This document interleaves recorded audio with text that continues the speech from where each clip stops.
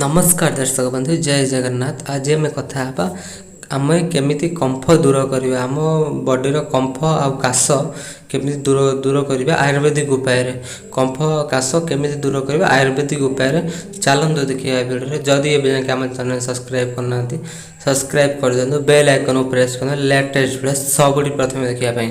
Fast point 5टी point विषय जाना। Fast point है अधा कप उषुम पानी रे 1 चामच हलदी गुंड 1 चामच गोलमरीच गुंड और 1 चामच महू फेंटतु। ताकू उषुम करी दिन में 2 थर सेवन कले आपनकर काश जदि होची कंफ जदि होची दूर हो पार। पॉइंट नंबर 2 नंबर पॉइंट है 2 नंबर पॉइंट रे आमे कौन करवा काश आउ कंफ पाई अदा को छोट छोट खंडरे काटी अदा को छोट छोट खंडरे काटी उषुम पानी रे पकाई दिन में 2 ରୁ 3 थर पियंतु।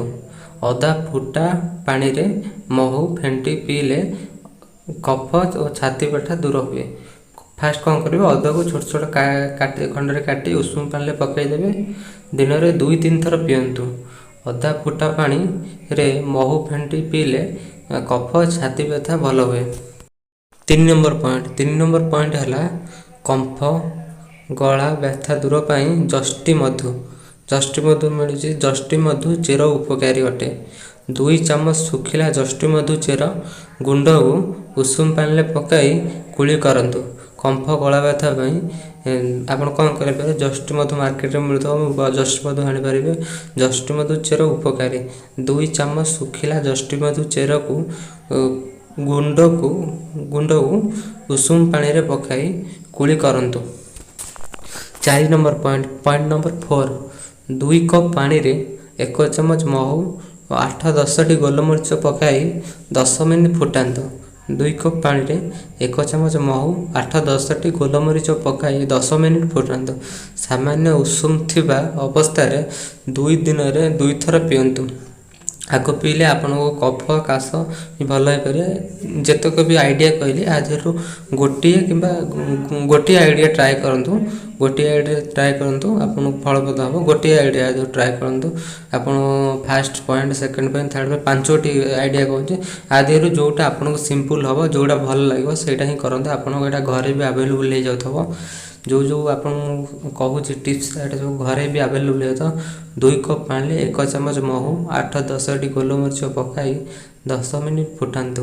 सामान्य उषुम थिबा अवस्था रे 2 दिन में 2 थर पियंतु। 5 नंबर पॉइंट पॉइंट नंबर 5 रे कौन करें 4 कप पानी रे आपन 4 कप पानी नेबे 3 चामच कटा अदा खंड 1 चामच सुखिला पुदीना पत्र 1 कप महू फुटाई छाणी दियंतु।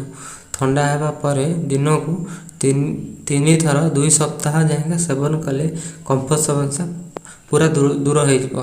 लोकंर कौन रोचे ना पुराणा आग काल कंफ रोचे माने पुराणा कंफ रोचे काश भल होनी आप ओल्ड एज लोक मैंने कंफ भल होनी तो से आम कौन कर 4 कप पानी रे 3 चामच कटा अदा खंड 1 चामच सुखिला पुदीना पत्र 1 कप महू फुटाई छाणी दियंतु।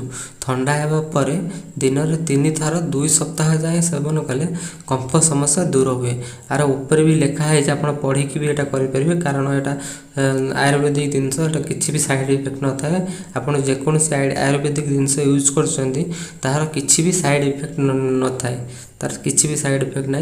तो आपड़ यहाँ निर्द्वंद्व ट्राए करें ट्राए करूँ जो केमी भल लगे कमेंट बॉक्स में जनातु। आज मुझे 5टा पॉइंट कहली आज गोटे ही ट्राए करेंगे सब जाक ट्राए करेंगे आप अनुरोध गोटे ही ट्राए करेंगे। जो 5टा पॉइंट कहली 5टा पॉइंट आपको जोटा सुविधा लगे आप घरे आवेलेबल हम यहाँ एक्चुअली कार्यकारी मुझे भी ट्राए कर देखी आप ट्राए करूँ। मोर एति अनुरोध है यहाँ रोचे ओडिया लोक मानी गोटे छोटिया प्रयास।